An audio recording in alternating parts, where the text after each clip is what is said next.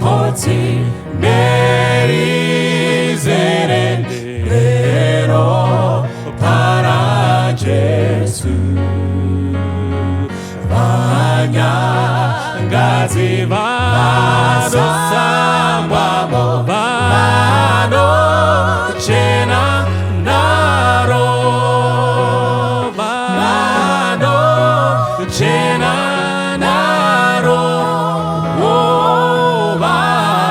vanochena naro vanyangazi vanosambwamo vanochena naro vava yokufaya fara kuona dzimero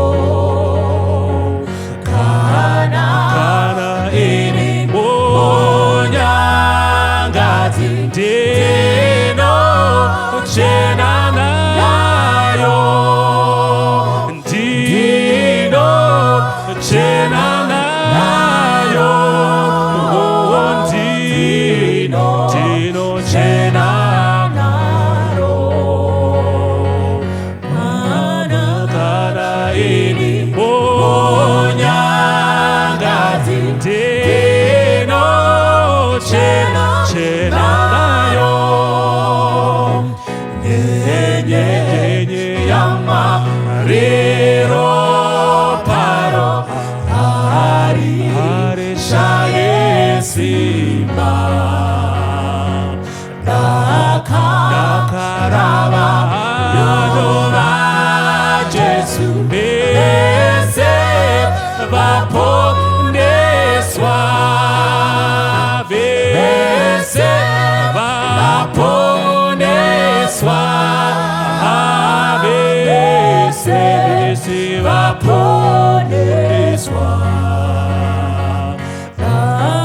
dakarava vanova Jesu bese vapondeswa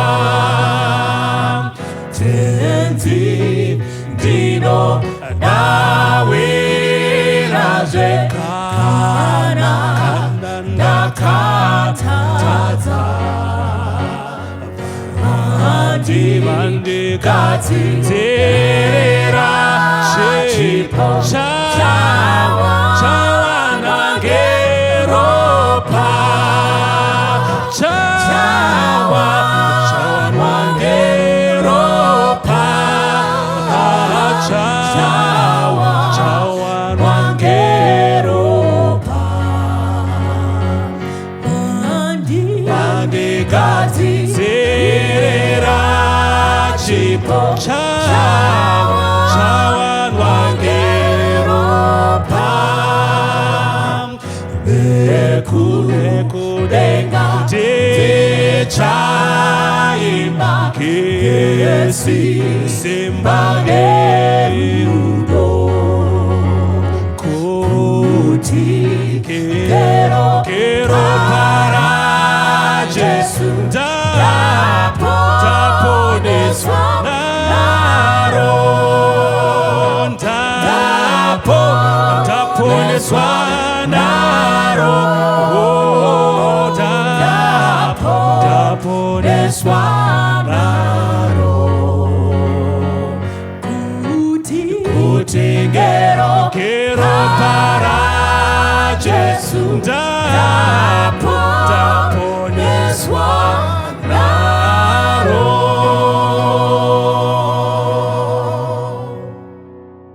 Toda kumukwazisai mose pachirongwa Family Matters. Toda kutenda chose nekusangana kwataita mukati mezuva ranhasi tiri vanopona. Panapa pa Family Matters tine kakutenda katiinako. Tine kakutenda kekutiko kana mhuri yakagara pamwe chete vachifamba zvakanaka mukati meupenyu kunamata Jehovha kunoita nyore.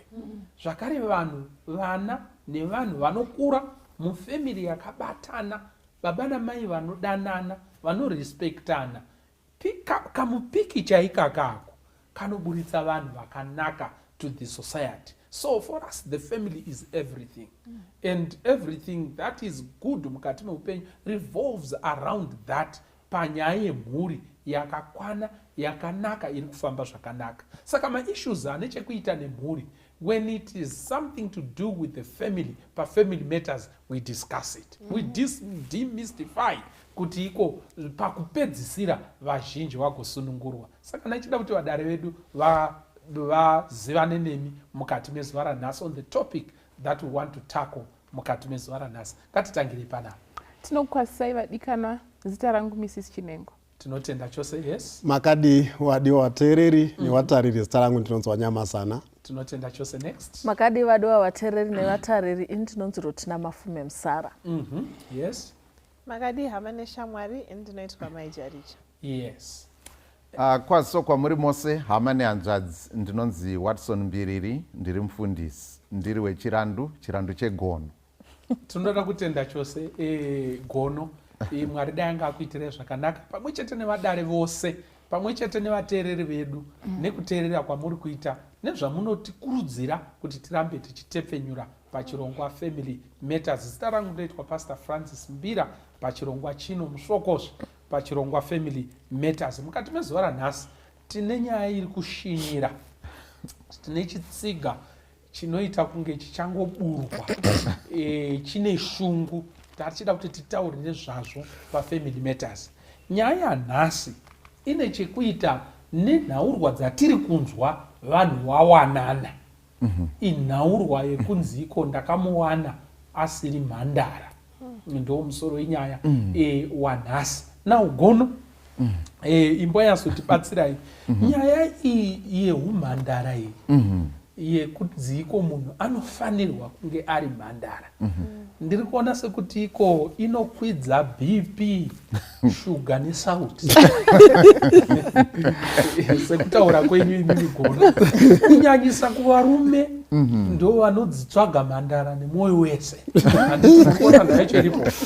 But tikada kucheuka turigona kutarisa zvinhu zvakawanda panhaurwa iyoyi kuti anofanira kunge ari mhandara ndiani. Zvakare umhandara hwacho unomboonekwa sei? Zvakare zvakakosha here kuti munhu aite, kuti munhu anzi imhandara kana kuti ijaya? Nhasi tachida kuti dzidzanane zvakanaka, mitswi yacho inyasodzvura zvakanaka. Tiri kutaura nezveumhandara neujaya. This relates to the marriage setting nekufara kwevanhu mukati memuchato. Saka nhaurwa yatachida kuti tikande mukati medariro patinoda kutsagada rovambira redu patinoda kutanga napo ndepekuti ipo what is virginity, umhandara chimhuri chinyiko, zvakare what is the value yekunzi iko munhu ranga riri jaya, anga ari musikana azere, as it relates to happiness in marriage. Chiiko chinombonzi umhandara, zvakare zvine basa here. Nekuti gonoka ndogara ndakataura, hatidi nyaya dzinokwidzwa kudare rino dzisingashinyireba. Kune mamwe matare esaya unobhadhariswa mbudzi ikadyiwa nevedare roparara nekuti waunza nyaya isina weight. Saka nyaya idzi alright, ngatimbodefine tozoenda pakuti iko dziri kunetsa here and all that. What is it that we are talking about? Ngatikurei chivanze paroda kudzana vadzani. Handiti ndizvo here? Yes, Mai Chinhengo. Tinga define humandara say a state of never having engaged in sexual intercourse, either for the man or for the woman. Saka tiri kuti mukadzi kana kuti murume anenge asina kumbobvira akasangana nemumwe of the opposite sex. Saka ndo definition yatingashande nayo kuti zvakakosha here. Ndinoona sezvinhu zvakakosha chaizvo, nekuti paye pekuti remember pane intimacy iri kuitika pakuzobvisa umhandara uyu. Saka zvakakosha kuti munhu azvichengetedze.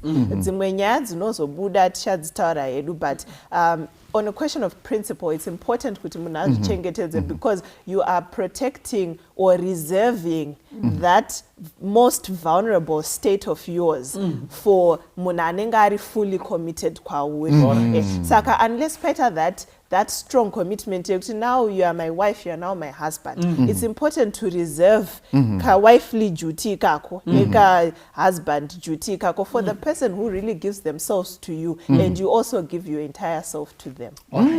Okay.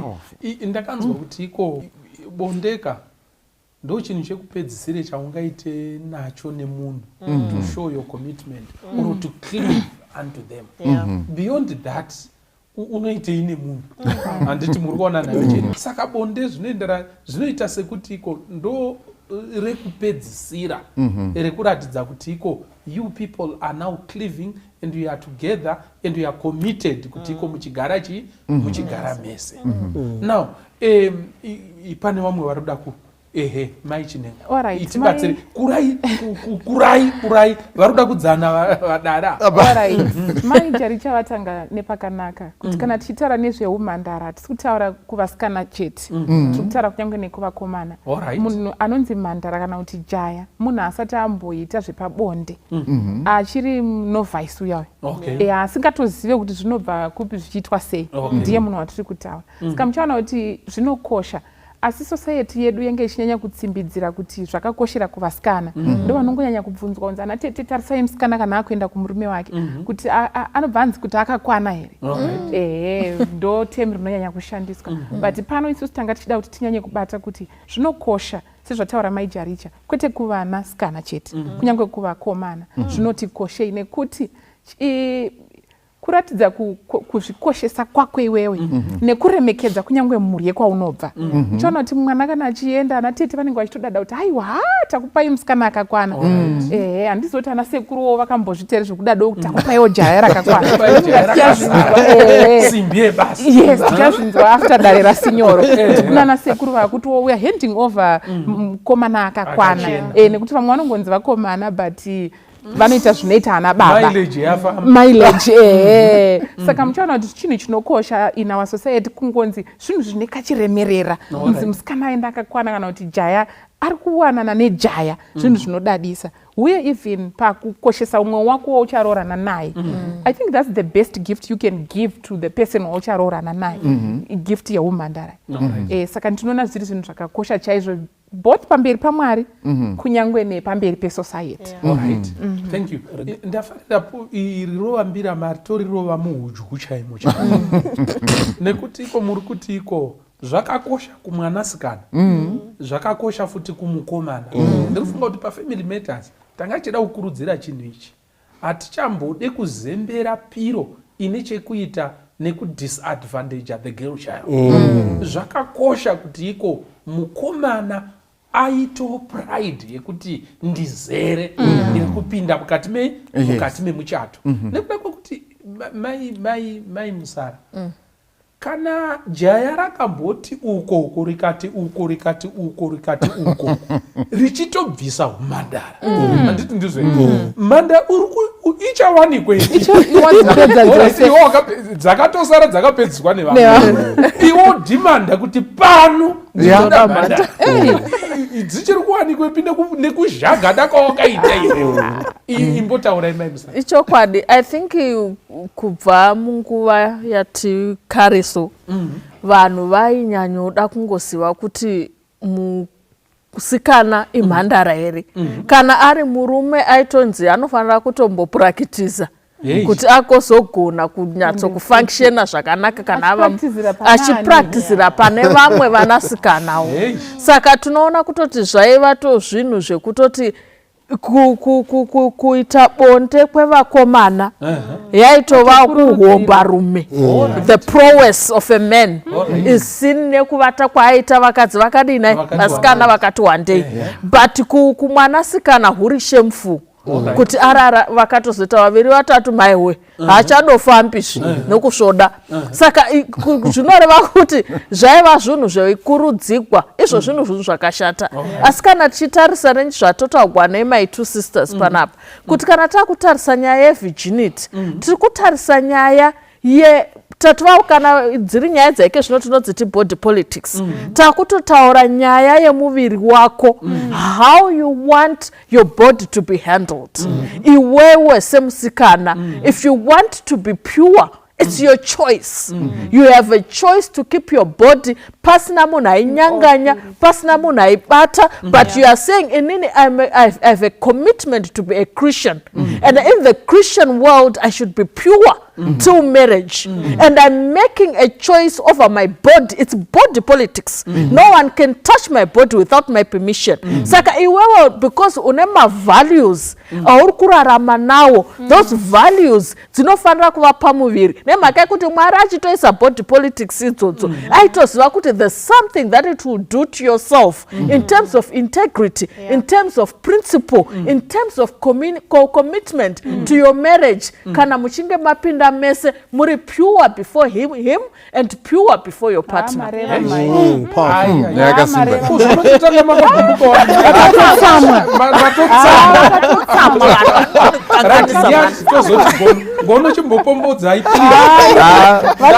Chirashamiwa hawatani kusvika paboiling point.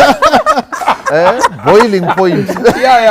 Regainti ndiwedzere nyaya yevirginity. Munozwa ndinofara bhaibheri sinyori. Chinhu chinonzi naMwari hachina kunaka, chinenge chisitorina kunaka. Chinonzi naMwari chakanaka, chakatotinakira. Hawaite mistake. Saka Mwari paanoti vanhu ngavapinde muwanano vari mavirgin, whether murume kana mukadzi, wanenge watoirai. Because it's not good for God, but it's good for us. Zvakatinakira isusu. Why? Ndinofunga kuti murume nemukadzi wese wakapinda mumarriage wari mavirgin, ndinowafananidza nevana vadiki. Vana vadiki kana achizvarwa anonzi mupfungwa munenge musina chinhu, tabula rasa. Anotozoita zvekuisirwa chinyinai. Saka Mwari kana mapinda marriage muri murume, ndomonya kuti vana wakomana kunyanya. Wakomana ukapinda marriage uri virgin, unonakirwa nemarriage. Why? Uri kupinda kuti unodzidze.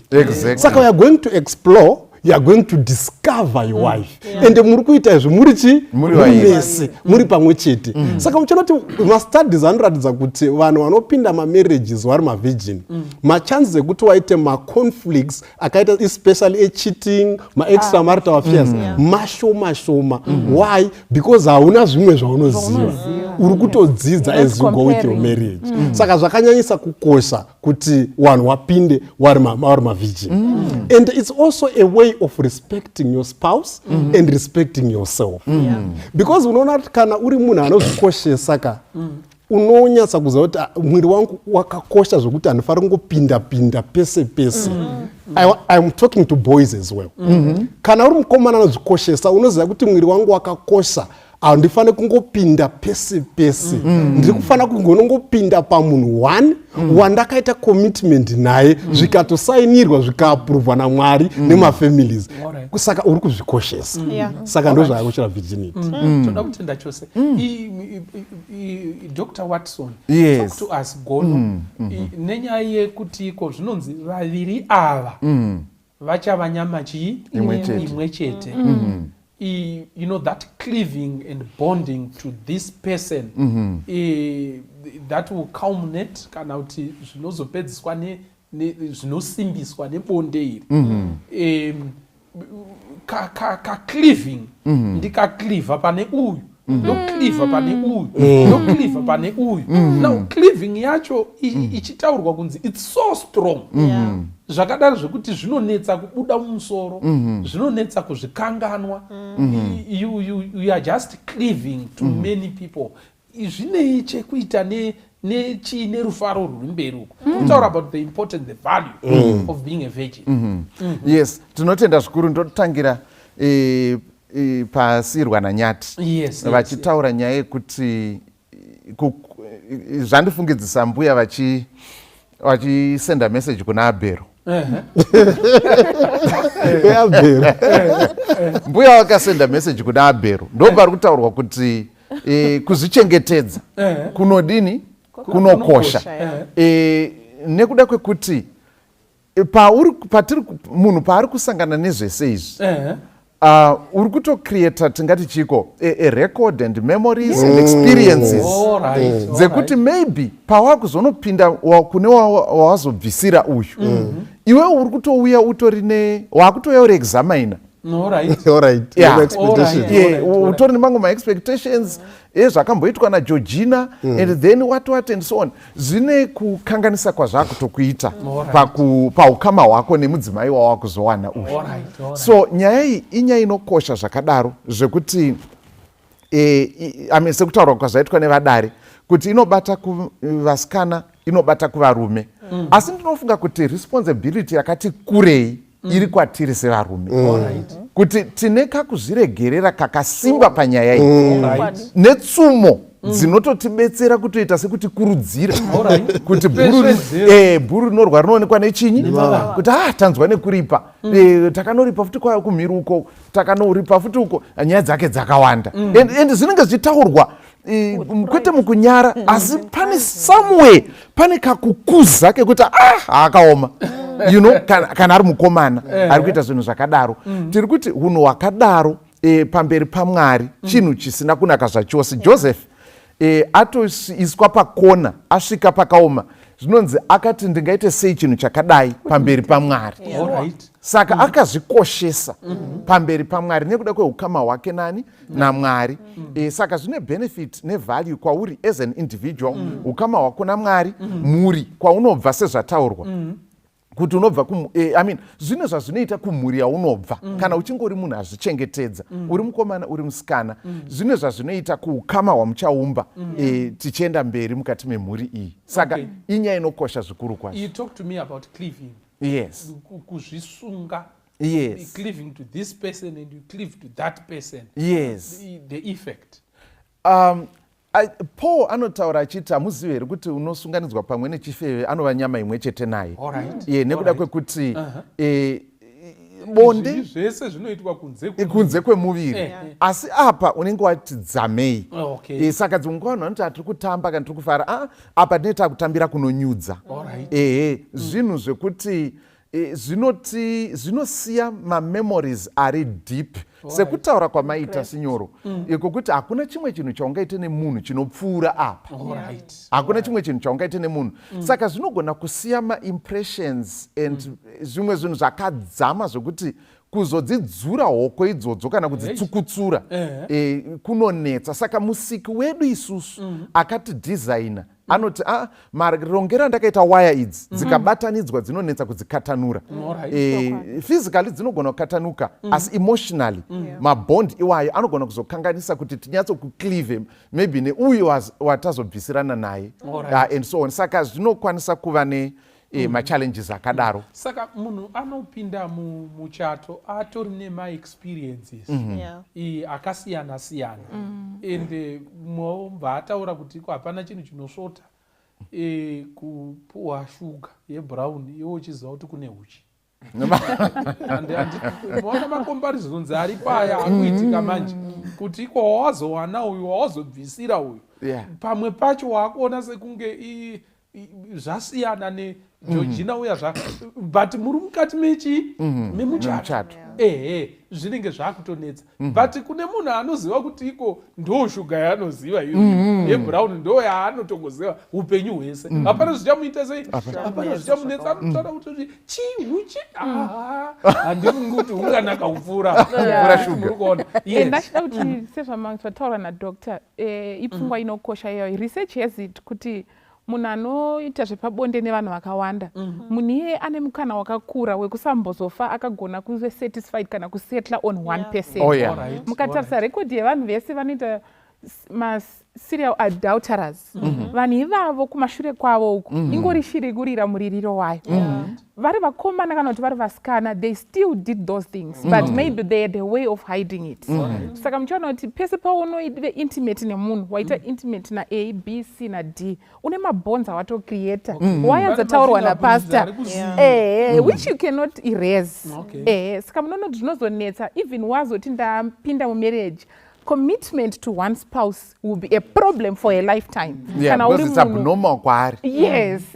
And pfungwa dzedu idzi chinhu chikaramba chichidzokororwa there is a way kuti mwana azoziva kuti ava vanonzi mama. It's because akaramba achinzwa vamwe vachiti mama zvorekodwa nhasi but asati ane chokwadi kuti ndizvo here. Mangwana unzwa futi ozoti oh ndi mama, which means kuti pese patinoita zvinhu ndosaka tichiti tikaverenga in preparation for exam zvinoramba zviri mupfungwa. If I read it nhasi ndine pangu pandisina kunzwisa I perfect it tomorrow. It's the same thing with this. Saka paunoramba uchizvidzokorora uchidaro you are cementing a bad habit muupenyu hwako which will last for a lifetime. Pakaoma. So ndanga ndichifunga kuti iko takura chivanze chedu nekukosha kwazvakaita kuti iko munhu imhandara kana kuti ijaya here. Handiti ndizvo here? Yes. Patati chida kuti iko tibate zvakare ndezvekuti iko imi kwayazondibatsira ini. Zvinogoneka here kuti uwanane all-right ameno zvakaitika hazvo muupenyu. Zvinogona here kuti uwanane nemunhu asiri mhandara ake risiri jaya ake but muchatotoendera mberi muchifara zvechokwadi. Is it possible?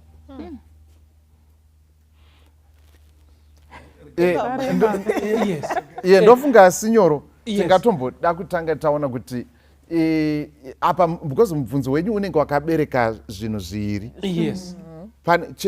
Ndiri kuona sekunge pada tingade kuzvipatsanura kuti yeka bvumbi redu iri rinyatsa kuroweka zvakanaka.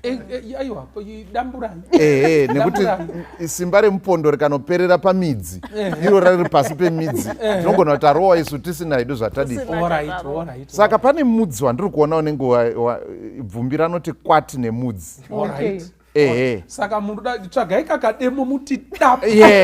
Ndo zvatakuende pachena. Kagano kakano munoona. Saka ndiri kuona kuti pane nyaya yekuti alright mubvunzo wati tatorana nemunhu asiri mhandara asiri jaya zvinogoneka here kuti tifare.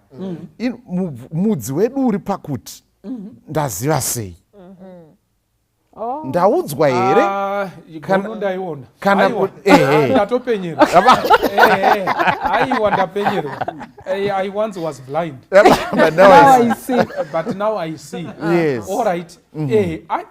Ngatiibate nyaya iyi because idikatika zvakatsapa rimwe simba riri kuperera pamudzi. Handiti muri kuona. Wazviona sei, wazviziva sei, zvinozivikanwa here zvinhu izvi zvakare zvazivikanwa sei kuti iko munhu asi mhandara asi kana jaya zvazivikanwa sei apo? Ipapo mufundisi ndinoda kuti kutoziva zvechokwadi kuti munhu imhandara here kana kuti haasi. Tinoda kuti tione kuti iko zviri possible here kuti zvizivikanwe. Saka ndozvandiri kuti titozive zvemachokwadi it requires transparency. It's up to the person kuti akuudze ega chokwadi kuti inini ndiri mhandara kana kuti ndiri jaya uyu achitaurawo condition yake kana kuti handisi. Because there are so many myths around how you can identify kuti munhu imhandara. One of them ndeyekuti no kana munhu ari mhandara anofanira kutobleed kana kuti munhu kana ari jaya anofanira kubleed. But scientifically that's not true. Pane vanhu vakawanda vanogona kuti the first time yavanosangana nemunhu they don't bleed because of a number of factors. Mahymen anosiyana and pane mamwewo mafactors are involved in whether or not a person eventually bleeds paanosangana nemunhu. Saka that myth ukaibatirira manje unogona kuzvinyebera kuti munhu wandinaye imhandara. At the same time, because of that myth, there are now methods to make that happen. Chero munhu asiri mhandara.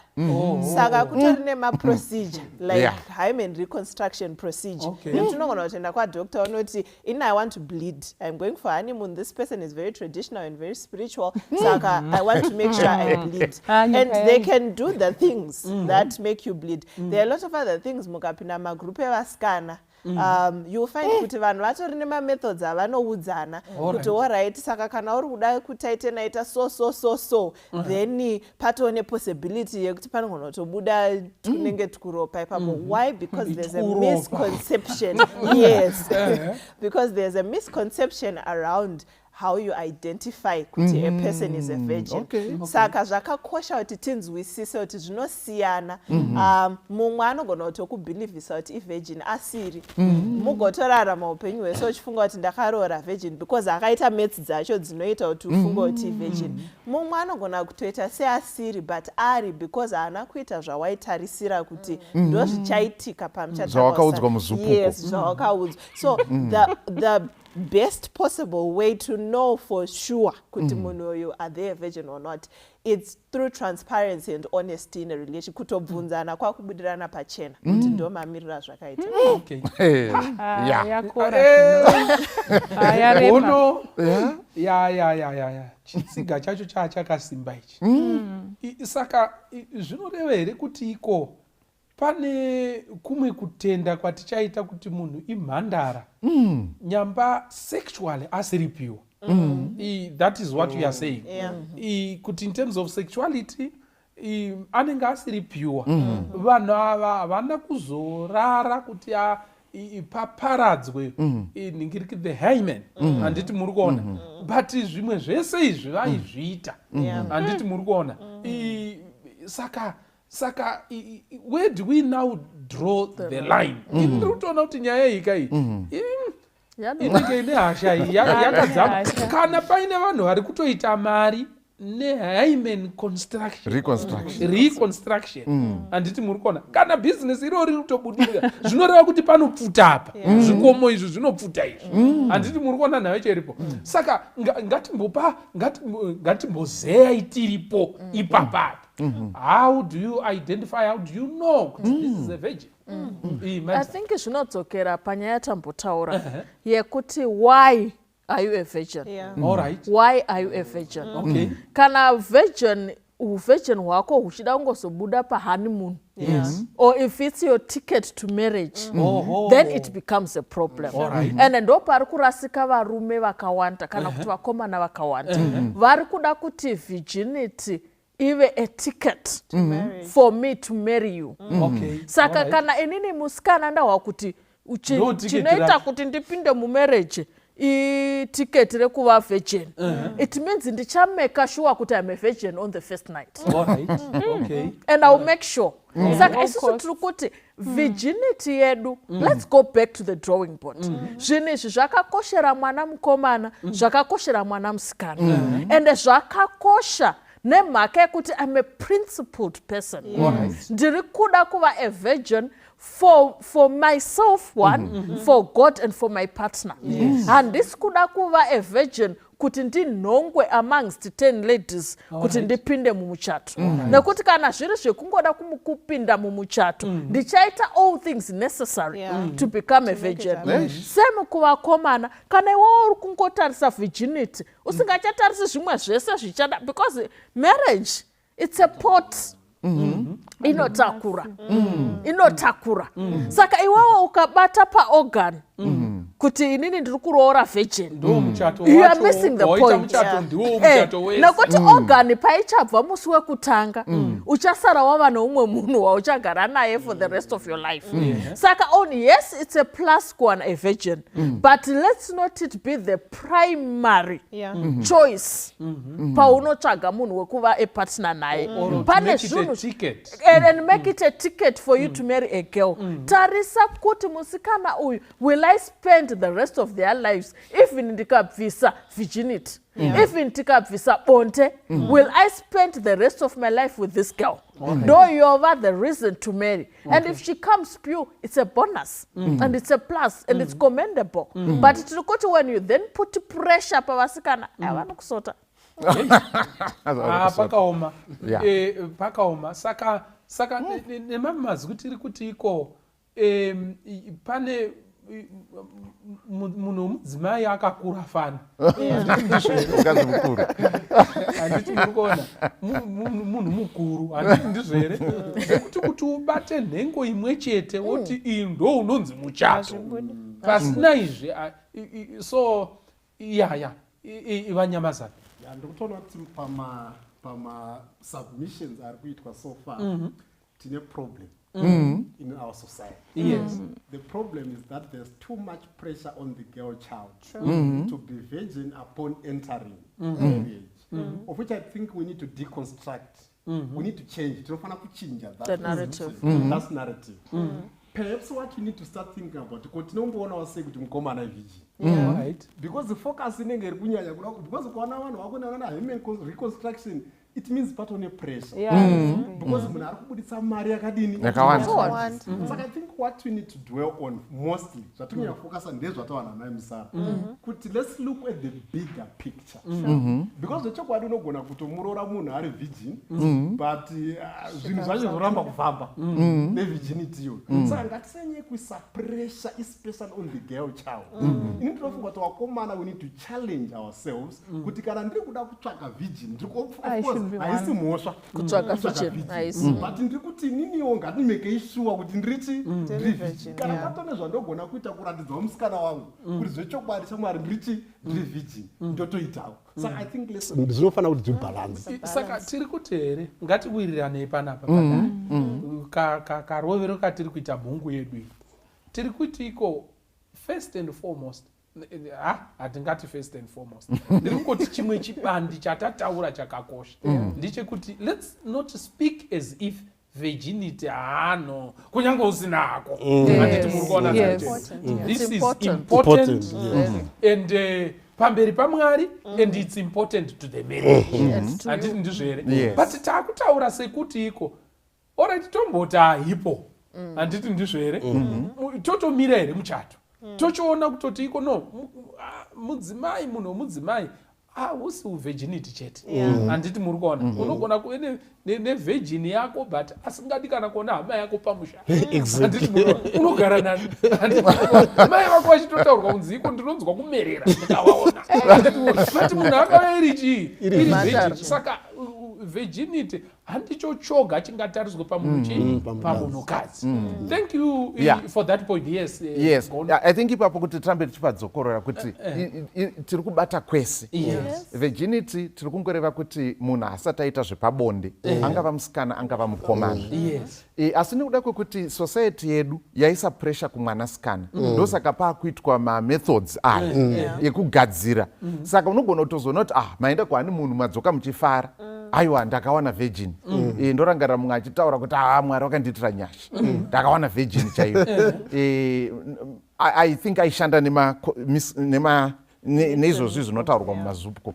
You see, so achitaura kudaro, pfungwa yatoda kuti tibate ndekuti unogona kutozoona kudiscover kuti zvaanotonzi ane mwana sakoshe kuti ko zvangari virgin ndimai Maria muri kupaona. Saka issue inokosha, two issues. Number one, issue yeopenness, yetransparency.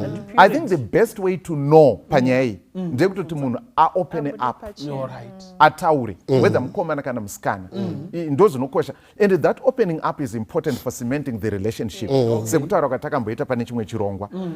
And then pane vakakwekweredza mudzimai vakauya naye kuna Jesu vakati uyu tamubata in the very act, and matombo avo vanga vatori nawo munhu avo vakatokunga kuti vatori ready kuti zvinzi. Jesu haana kuti ayo muri kumunyepera.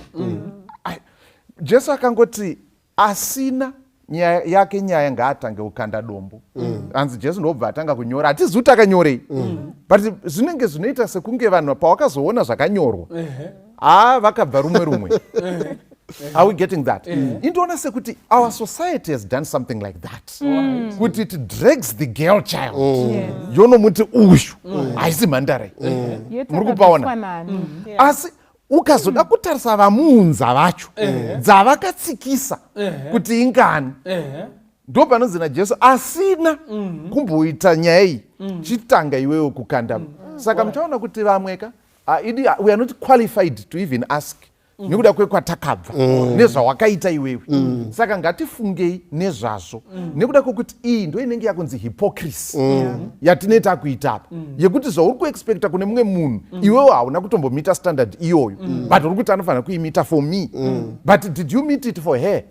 You see, iye unofunga angasikade kuroorwawo nejaya here and so on. Saka I think it's a very important issue kuti tive very balanced and disabuse ourselves of this mentality yekuti virginity ndiye mwanasikana chete. It has to be universal. Tiri ipapo Gono, kune vamwe vanototaura shuwa idi am pure, hapana murume wandakambosangana naye, asi nemhaka yekuti pane zvatinotarisira kuona pahoneymoon kana kuti pafirst night zvoshayikwa. Mwanasikana opinda jeri mudzimai kuti ndiudze ndiani uya kuti veduwe nditorira handina ndiudze kusvika munhu anoita sachafabricata nyaya kuti aorit kuna anonzi Michael andakazomboona gore rakati kuti nyaya idina ipere nemhaka asi ari kutaura chokwadi. Ndopatachiti ngatingodzokerai panyaya kuti it's a trust issue, it's a trust and honest issue. Kana muchigona kutaurirana ma-honest conversations, inini handisi ini ndiri, then you believe your partner, you move on. Kana muchida kumove on, kana usingazvikwanisi ibva wadinai wasiya. Pane kuzoti wagara nemwana wavanhu wakutanga kuti hafuti wanga usiri mhandareyo ndozvonetsa mhani kuroora vanhu vasiri mhandara. Handingakona kutsvaga umwe mukadzi handiti ndodawo kakuhwa kuti mhandara dzoita sei, handiti wanga usiri ndipeka humhandara hwacho ndokuti ndisabuda mumba. Munhu opinda jere. If you cannot, haisi mhosva kuti ne zvawandiudza izvi haina, I can't continue with marrying you.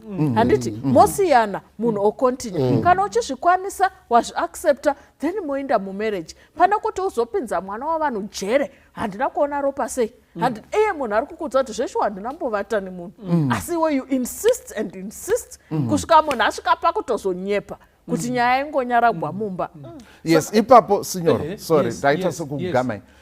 Panoitika unogona kuti okay, uyu abuda pachenaka akuudza zvari pasi pasi pemwoyo wake chokwadi chezvaari, obva ati ina handisi jaya, handisi mhandara, yobva wati handizvikwanisi, ndakuenda to the next person. You may not have any guarantee yekuti the next person achati hongu ndiri jaya, hongu ndiri mhandara, but you have no guarantee kuti ari kukudza chokwadi.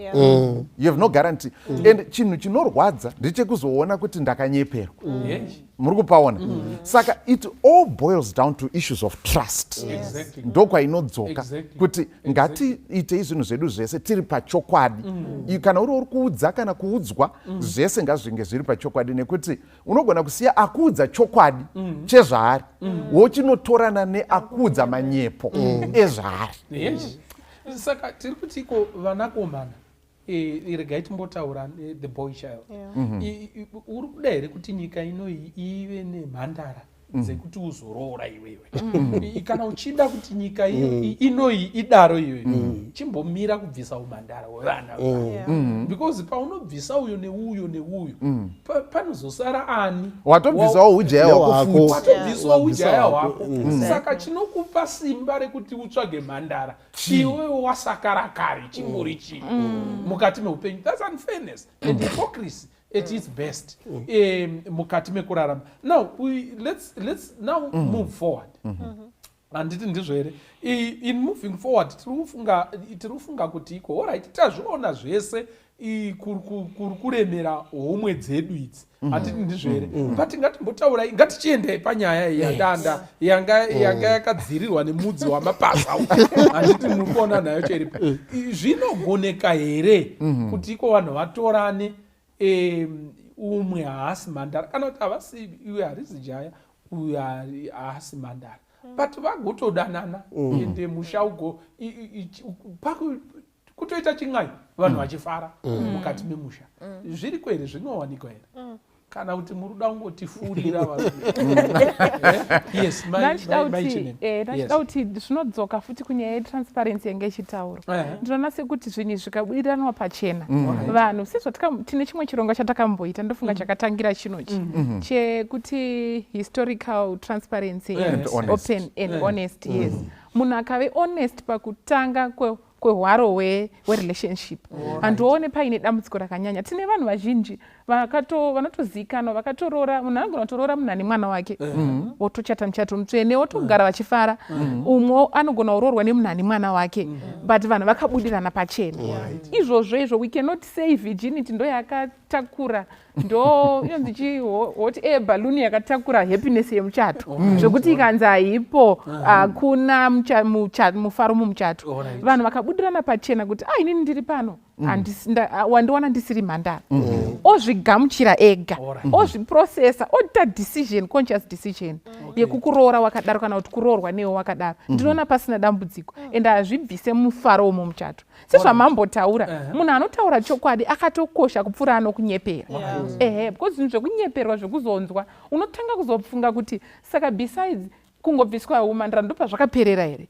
After abviswa umhandara akazorara nani. Why was she hiding this from me? Or why was he hiding this from me? Saka tinoona zviri zvinhu zvakakosha kuti vanhu ngavangogare vataurirana. But at the same time kana vanhu vawirirana hazvipedze mufaro womuchato kuti vanhu vawanana vasiri mhandara. Saka nemamazwi the issue is not on kuti iko usiri virgin kana kuti uri virgin. The issue ndiye kuti iko zvazikanwa here mukawirirana mukapinda muchato menyu muine rizira. Transparency no tiri kupinda inini handisi kuda kuti pange paine chinhu chandinovanza.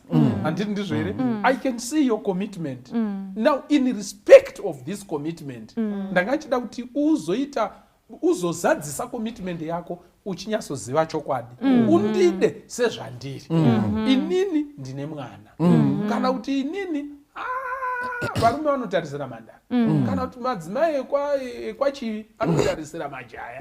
But inini handisiri chiinini, handisiri jaya. Musikana ofunga nezvazvo kana kuti mukomana ofunga nezvazvo then odzoka kwauri oti kana zvakaitika. I want to move on. Ndinoda kuchembera ndiinewo nekuti pane zvimwe zvinhu zvandiri kukoshesa zvinokunda izvozvo. Mupinda mukati memuchato wenyu, mukati memuchato wenyu. Thank you for that point. Tichiri ipapo pastor, ndinoona sekuti society ndo ine dambudziko rakanyanya kukura. Vanhu vakaziva kuti vanodanana ava. Vanhu vanogona kunge vatowirirana. Munhu anogona kupinda mumusha mevanhu aine mwana wake. But wotonzwa vanhu vachiti mhuka iyoyo hatidi kuiona pano kureva mwana uyu vanti waakapinda naye mumucha. Kana kuti kungoti pese pangonetsa pamwe umwe musabika sadzambodza. Zvonzi ndizvozvoka akauya kari akauya nemubvandiripo washaya kuti dziri kupinda papi. Muchato wacho itori mbodza kare. Muri kuzviona. Saka society inogona konzeresa hondo pakati pevanhu vanga vagara vawirirana toti vanhu vanga vaudzana. Saka indoda kuti tikurudzirane kuti kuno kuAfrica ngatidzidzei kusangozviinvolva muzvinhu madecisions anofanira kuitwa nevanhu tu. Because vanhu vasangana vachidanana ndivanyamazana nemudzimai wavo vakawirirana zvavawirirana. Isu sanatete nevaroora nevazukuru tine patinofanira kugumira. Because ava pavazotora uyo asiri mhandara avataurira vachisiya dzimwe mhandara dzavanga vachiona pane zvavaona pamunhu iyeye. Saka isu hatifanira kuuya tichikuchidzira huni dzeruvengo nekusawirirana pakati pevanhu vawirirana. Ndinoona zvakakosha izvozvo. Alright. Okay. Thank you so much. Yes. Nyati. Nganditore pari pakutaura ambuya wangu. I think ndinogara ndakataura pano padare kuti tinofana kudzidza kuti patiri kuita madecisions muupenyu haaziri madecisions are socially constructed. Kune yatinoti social construction of reality. Yekuti inongori reality yatakagadzirirana pachedu sevanhu but isiri rushed now. Ati muri kuona zvokuti unogona mukadanyatsa kutarisa scientifically maresearches vanhu vanotororana vari mavirgins vanotorambana. Ende vanorona futi vasiri mavhiji vanogona kudi futi kuramba. Saka I think tikaita problem yekunobatira pa one time aspect of marriage then paita problem. We need to look at the bigger picture. Kunotori nevana baba zvechokwadi kutoti atori muchato anenge achingoti plus ndakakuona usiri mhandara iwo. Sa izvozvo zvichaita zvichabloka baba ivavo kuti wagone kuona the bigger picture about the wife. You see? Saka unogona kuti munhu anogona kuzochokwadi wakamuroora asiri mhandara but macircumstances anoita kuti munhu asaite mhandara akawandisa.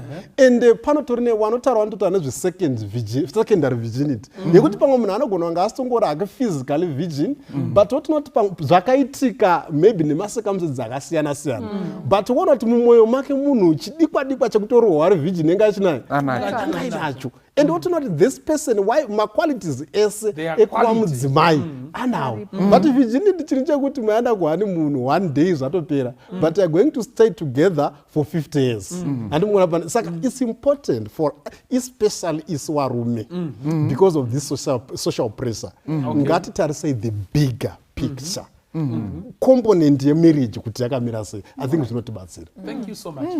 Maita henyu gono imbokumai tibatsirane then tozoti maijaricha tichida kufamba mberi. Yes. Kana tichitarisa muBhayibheri tinoona kuti nyaya yevirginity inyaya inokosheswa zvikuru kwazvo mukati meshoko raMwari. Zvakaita sana Rebecca akazova mudzimai waIsaac, nyaya yekuti she was a virgin inotaurwa kakati one day and so on. And then ndofunga ndoda kuti ndibate pfungwa mbiri. One, pana Leviticus 21 kana ichibva chapter iyi inoadressa mapriests. Vanhu vakanga vasarudzwa kuti vave mapriests. So verse 1, and the Lord said unto Moses, speak unto the priests, the sons of Aaron, and say unto them, there shall none be defiled for the dead among his people. Pova pataurwa mutoro dodo kunzi mapriest chekuti havaiti chekuti havaiti chapter iyi ichienda. And then inozonotaura pekuti ye shall take a wife in her virginity. Verse 18. A widow or a divorced woman or a profane or a harlot, these ye shall not take, but ye shall take a virgin of his own people to wife. And verse 13 and 14. This is specific to priests. Nekuda kwe the role that they played, representing or foreshadowing Christ and the relationship with his church. Saka, and also to be models in the community and society and in the church. So it is specific to the priests. Outside of this, you don't see God making it a requirement for any man or any woman. But because of something particular that God was teaching and which it was representing in foreshadowing Christ, then it was made that requirement for the priests. Outside of that, hatuoni zvakaita seizvozvo. Now pane pfungwa inombotenderera vanhu vachitaura masocial media. Vafana dzimwe nguva vachitaura kuti aiwazve ropa karinotodiwa kuti panofanira kudeuka ropa nekuti ukaverenga kuna Zechariah chapter 9 verse 11 and so on, so many places in the Old Testament, for example, unoona pachitaurwa the blood of the covenant. So kuti now saka vanenge vari kuti ropa tirikuita sungano, saka panoitwa sungano panoitwa paine ropa. But regai tingodzokera futi kuti sungano yaitwa sei. Paitwa sungano pakati pevanhu vaviri, inogona kunga iri maybe a suzerain treaty or a parity agreement inenge ichiitwa. Paiurayiwa mombe semuenzaniso, yochekwa napakati kubva kumusoro kusvika kumuswe, yochinzi hafu uku chihafu uku, vapinda musungawirirano vofamba nepakati pezvimedu zvemombe izvi as a statement yekuti anopunza sungano iyi, you will be a carcass like this animal. Are you getting that? Hapana ropa revari kuwirirana raideuka. Muri kunzwa? Ropa raideuka ndere chipiriso ichi chiri kunzi, if you break the covenant, you will be dead like this animal. That's what it represented. Saka ndofunga tinenge taibopa nekumuswe kana takuti ropa riri kutoda ropa nekuti kwaitwa ropa riso ndiani akabuda ropa rake ari kuita sungano nemumwe munhu. There's nothing like that. There's nothing like that. Saka tinoita igochera pautsi tinorasika nekusachaita vasikana vakawanda pastor uchiri ipapo ndechekuti those same vakomana vari kufamba vachipakasa vana vevanhu vachivabvisa umandara ndo vari kuzonetsera Mhandara. Zvohwimwi mufundisi, zvohwimwi ndiye anenge ati pa5-6 years dzake dzekunyatsota prime chibhachura ari muflat mutown umu. Aiwa anenge achibata mabasa makuru but aakuda kunoroora akunetsa akunetsa kuti ndotoda Mhandara, ndotoda ropa ngarideukira ngarichisanangurwa. Ende vamwe vacho vanotozoti ndoda kutorara newe first kuti ndione kuti uri chiri uri mhandara here ndisati ndaningira and our girls unongochida murume zvewoti shuwa regai ndipuruve pauri kupuruva paya mangwana otomuka ototi ndakapedza newe handichakudi which goes us back kunyaya yekuti we takes us back kunyaya yekuti kune vanhu vakabva Mhandara toda kutodemystifya kuti munhu wese asiri mhandara fambi because vamwe vanhu vanofunga kuti munhu akati handisisiri mhandara conclusion ndeyekuti therefore angane muskawa therefore fambi therefore loose morals you know but hatizivi macircumstances akabvisa uma yes vamwewo they were making a choice and they were being loose, it's true but umwe munhuwo haanga asiri loose pamwe atorepwa pamwe amanikidzwa pamwe apiwa promise of marriage kuti aiwa ngatisaretese haiwatova wangu kewe utori mukadzi wangu ungatyei you know worarawo uchifunga kuti mangwana munhu achanobvisa mombe iwo singazivi kuti aiwa ndo matricksters ake and the next minute waona usisina mukomana usisiri mhandara and you now carry the burden of explaining to every other guy that you meet and vamwe vacho mva vakurambira futi explanation yacho iyoyo saka you find kuti the girl child anobva aita caught in between so many issues dzinomurwadza and I think it's unfair amama kundibvunza gono signor kuti iwewe hausi but uri kuita headache yekuti ndiri kungoda mhandara ndiri kungoda mhandara but iwe hausi chitori chidofo you are very right kuti what's the point ichawanikwepi iwo at least you have some dignity to yourself wongoroora musikana wawawana not kuti uchipa vamwe vasikana maheadache futi kuti ndoda mhandara yet iwewe you know kuti you were walking a path of recklessness asi wakuda kutora mwana ari pure mwana asina chaanoziva and you are taking your baggage of sleeping with many women wakuda kuti iye achiperforma sevamwe vasikana 9 yet she is not aware ari kutofunga kuti ndiri kutangawo newe iwe une experience of 10 women wakumupa pressure futi kuti haugoni bonde yet iye haana experience it's very unfair it's very unfair takura zvawakatanga nazvo izvozvo uende nazvo kana usina kutendeuka otherwise don't mess with our girls wotonopa chipiriso wotonotenda mwari otherwise don't pressure our girls don't pressure our pure little angels nekuti iwe wavo sakara kare gara ikoko maijaricha nekuda kwenguva yedu ngatichiendei tichino manga mabvunza mubvunzo wekuti is it possible kurorana nemunhu asiri mhandara kana jaya and still be happy I wanted to say apana direct correlation between virginity and happiness in a marriage. Marriage has so many things to it. It's not just a bedroom affair. Vana mungorora nemoita 24 hours mungori bedroom and beyond that, virginity kuyiluza before or after marriage is a one-day event. Marriage is a long-lasting thing. Saka, if you focus on something that happens within one day and neglect everything else there is to marriage, you'll miss the mark. So it's important kuti kana tichitaura nyaya dzemarriage, yes, virginity is very important, but it's important because it feeds into the values and the principles of the person. And it's also possible kuti munhu anogona ita the same values and the same principles, but asisiri a virgin. So those are the things that you should look for in a person. Even the ability yekuita transparent yatanga chitaura kuti munhu anokubudira pachena, that's a very important value. Whether they are a virgin or they are not, but that's important when it comes to marriage, because unogona kuita virgin rako riri tsotsi risingaiti anopera nekukunyebera pana kunyebera mangwana akunyebera pamwe virginity yacho futi akakunyebera. So it's about the personality and the character of the person. That's what determines whether you'll be happy or not in your marriage. And it's a two-way thing. Kuti personality ne character yemunhu uyu ne personality ne character yako. Kana iwe uyari honest ari chi, but iwewe uchingopinda pinda yese yapi yatachitaura kuti kana munhu ari jaha apedza vanhu 10, chances are even in marriage you're going to do the same thing. Exactly. Saka it's a personality thing on both ends. Chino determine kuti muchafara kana kuti hamufari.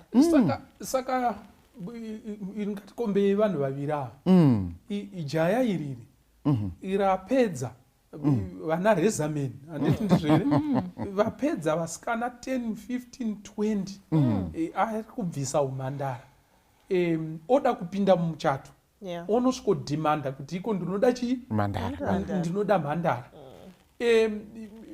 happiness nestability yemuchato his contribution yaachaunza to the happiness and stability yemuchato inogona kutokundwa nemusikana pamwe akamanikidzwa nemukomana handiti muri kuona akatozviona kuti izvi this is not right ndakakanganisa ndakazviisa musituation yakazodai yakadai kana kuti ndakatorwa advantage of neudiki ogoto from there anoita learn kuti iko ndakakanganisa ogotoita munhu kwaye zvakadaro zvekuti the contribution that they give to the marriage covenant is far much better and profitable to the marriage than this gentleman angodimanda angodimanda virginity. Alright, ndangachida kuti iko tipedzise takadai nekuda kwetime yedu.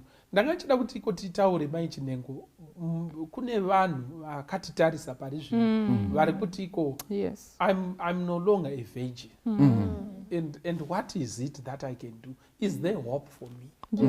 Handiti muri ndodini I'm no longer a virgin.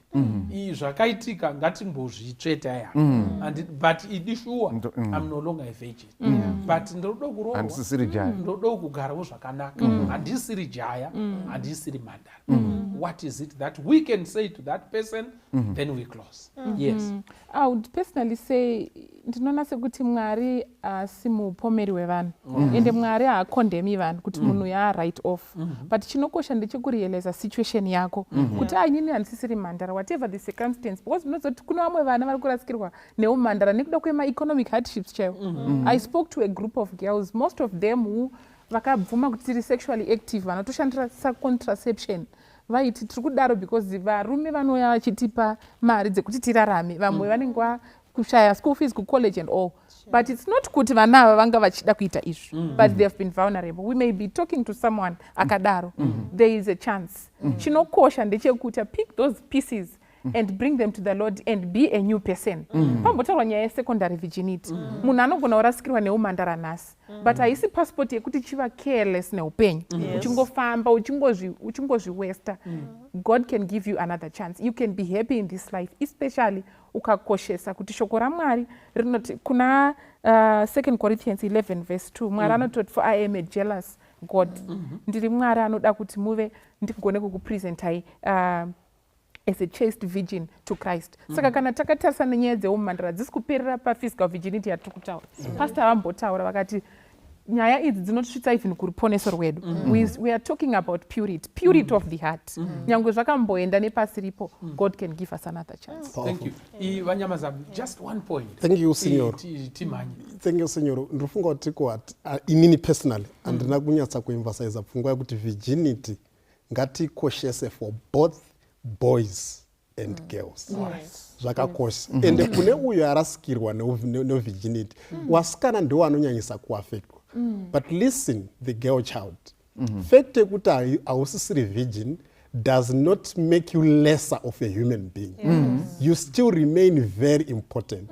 Challenge inoitika because of pressure inopuwa vana vedu vasikana kana aona kuti umhandara warasika they end up making desperate decisions kuti inini handisisina umhandara handisisiri munhu saka murume wese angouya ndakutongomugamuchira because but I'm saying to you girl child, you are not made up of your virginity situation. You are made up of who you are as a person. Wakakosha masaa Mwari, wakakosha masaa society, and wakakosha even maso ako. So make my decisions asiri desperate, but zvikosha pamberi paMwari. Yes.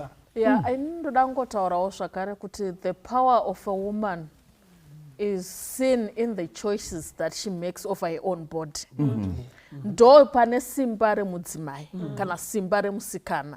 No one should make a choice over your own body.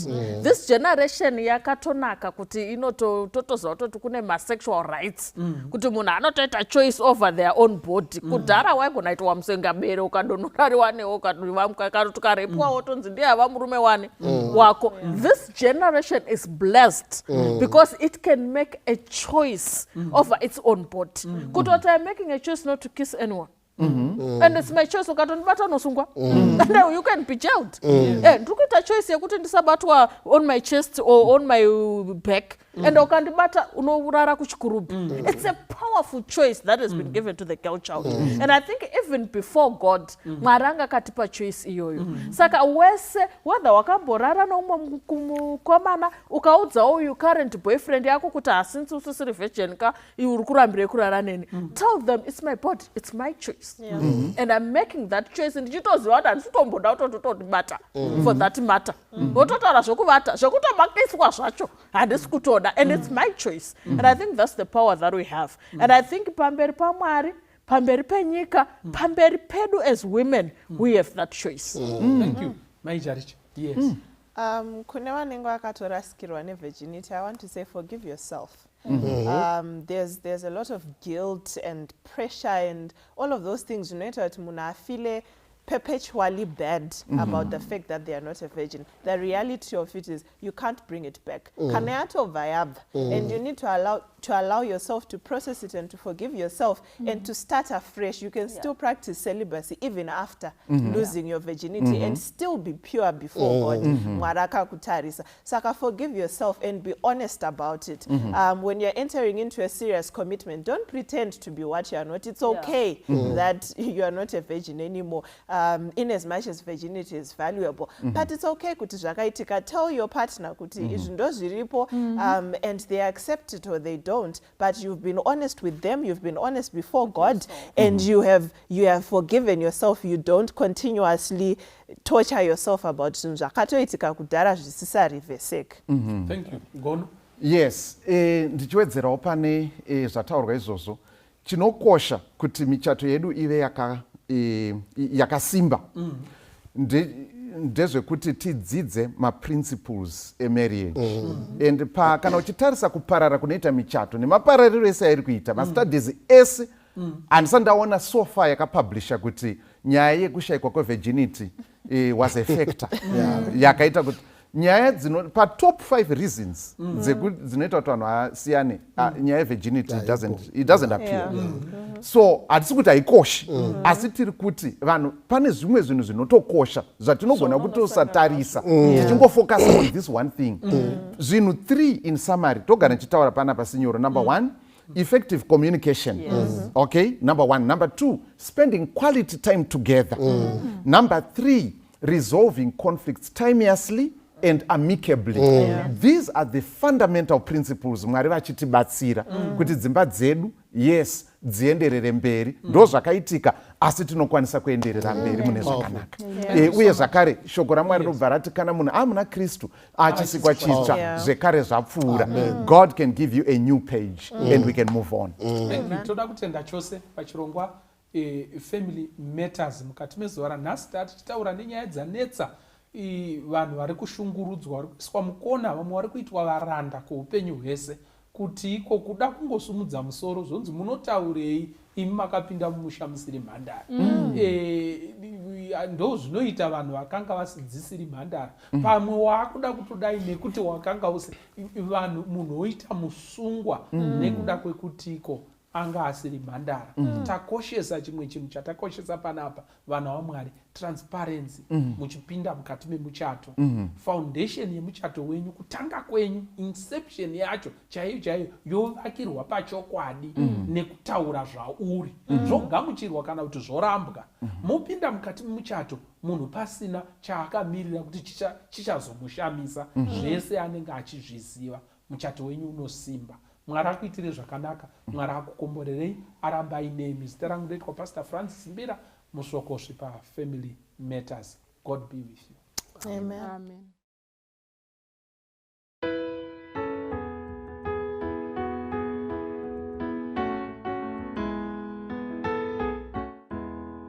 Ndinoda chimwe chochiro kuna tenzi anondipa kana nemvura nemoto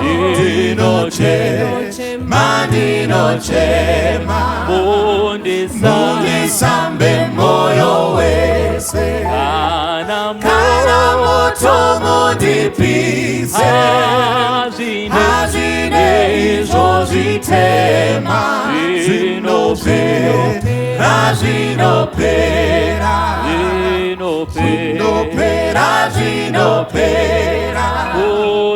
kuti mundipe kuona ngepachena ndichafara asi kucheneswa moyo kundifadza mundisambe moyo wese kana moto mundipise hazvine izvo zvitema zvinopera asi kuti ndacheneswa ndizvo ndingazozwisisa ndizvozvo zvirozvo zvese tinoona mundisambe moyo wese kana moto mundipise hazvine izvo zvitema zvinopera ndinosiya zvakaipa nezvifungo zvakashata asi kana ndichiedza ndakaipa mundisambe moyo wese kana moto mundipise hazvine izvo zvitema zvinopera mundisambe moyo wese kana moto mundipise hazvine izvo zvitema